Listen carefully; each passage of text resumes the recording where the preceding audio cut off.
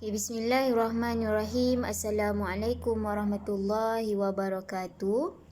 Okey, untuk hari ni kita akan sambung pelajaran faraid. Pelajaran yang keempat iaitu Al-Hajbu. Okey, Al-Hajbu yang lepas saya dah terangkan maksud hajbu. Okey, hujub lah senang nak sebut hujub. Maksud pengertian hujub, sebab-sebab hujub, bahagian-bahagian hujub dan sebagainya. Okey, untuk hari ini saya akan terangkan berkaitan dengan waris hujub hirman. Waris hajbu hirman bagi pihak lelaki sahaja dulu. Okey, kita tengok sama-sama. Okey, yang kamu lihat ini adalah waris hajbu hirman bagi pihak lelaki. Okey, awak boleh tengok di dalam kitab muka surat 19 sampailah 26, tak silap saya. Ya. Sampai muka surat 26. Okey, daripada muka surat 19 hingga 26. Okey, ini adalah waris-waris hajbu hirman bagi pihak lelaki. Okey, saya nak ingatkan semula hajbu hirman bermaksud hajbu hirman ni adalah waris yang terhalang sama sekali daripada mempusakai harta pusaka. Contoh si mati ada waris, masih lagi yang pertama ada datuk si mati ada waris iaitu datuk. Tapi datuk ni dia terhalang daripada mendapat harta, terhalang sama sekali. Terhalang sama sekali mendapat harta pusaka si mati. Sebab apa? Dia ada sebab dia. Nanti kita tengok satu persatu. Okey, untuk waris hajbu hirman ni ada 11 orang. Pertama, datuk, cucu lelaki daripada anak lelaki, adik-beradik lelaki seibu sebapa, adik-beradik lelaki sebapa, adik-beradik lelaki seibu, anak lelaki kepada adik-beradik lelaki seibu, anak lelaki kepada adik-beradik sebapa, bapa saudara seibu sebapa, bapa saudara sebapa. Yang ke-10, anak lelaki kepada bapa saudara seibu sebapa, dan yang ke-11 anak lelaki kepada bapa saudara sebapa. Okey, ini adalah waris-warisnya, awak kena ingat ni. Okey, kita tengok penerangan yang lebih detail satu persatu. Okey, kita tengok waris hajbu hirman. Okey, yang pertama adalah seorang datuk. Seorang datuk, atuk lah atuk. Jika si mati masih ada lagi warisnya iaitu datuk, kena tengok ada tak bapa. Jika si mati masih lagi ada bapa, bapanya masih hidup, maka datuk ni terhalang sama sekali untuk mendapat harta.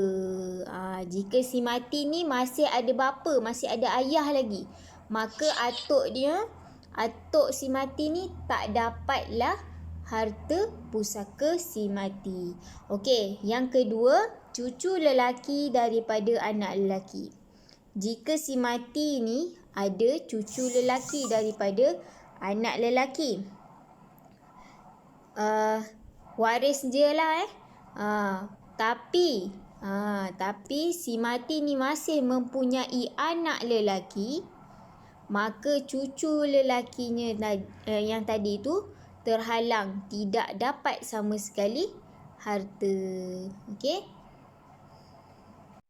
Okey, ini pula hajbu hirman yang ketiga iaitu adik-beradik lelaki seibu sebapa.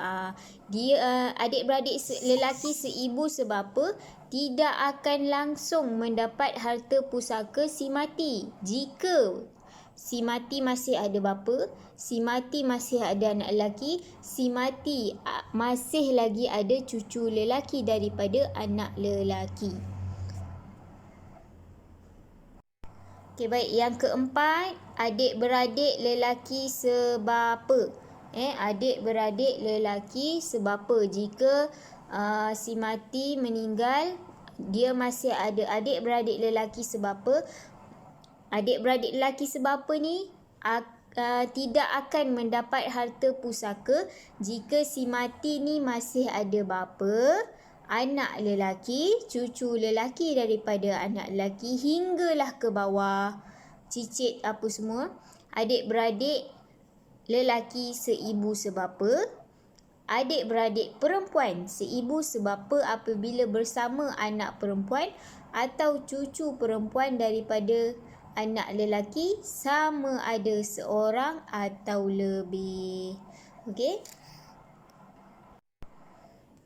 Okey, yang kelima, adik-beradik lelaki seibu akan terhalang mendapat harta pusaka jika si mati mempunyai bapa, datuk hingga ke atas, anak lelaki, anak perempuan, cucu lelaki daripada anak lelaki, cucu perempuan daripada anak lelaki. Okey, yang keenam, anak lelaki kepada adik-beradik lelaki seibu sebapa akan terhalang mendapat harta pusaka si mati jika si mati masih mempunyai bapa, datuk hingga ke atas, anak lelaki, cucu lelaki daripada anak lelaki hingga ke bawah, adik-beradik lelaki seibu sebapa, adik-beradik lelaki sebapa, adik-beradik perempuan seibu sebapa apabila bersama anak perempuan atau cucu perempuan daripada anak lelaki, adik-beradik perempuan sebapa apabila bersama anak perempuan atau cucu perempuan daripada anak lelaki. Okey, yang ketujuh, anak lelaki kepada adik-beradik sebapa akan terhalang mendapat harta pusaka jika si mati masih ada ni si penghalang yang sebelah ni. Okey, kamu boleh baca sendiri.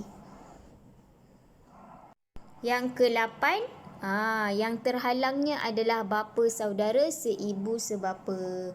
Dia tidak akan mendapat harta pusaka langsung jika ada yang menghalang. Penghalang ni lah, bapa, datuk dan selebihnya. Okey, kamu boleh baca.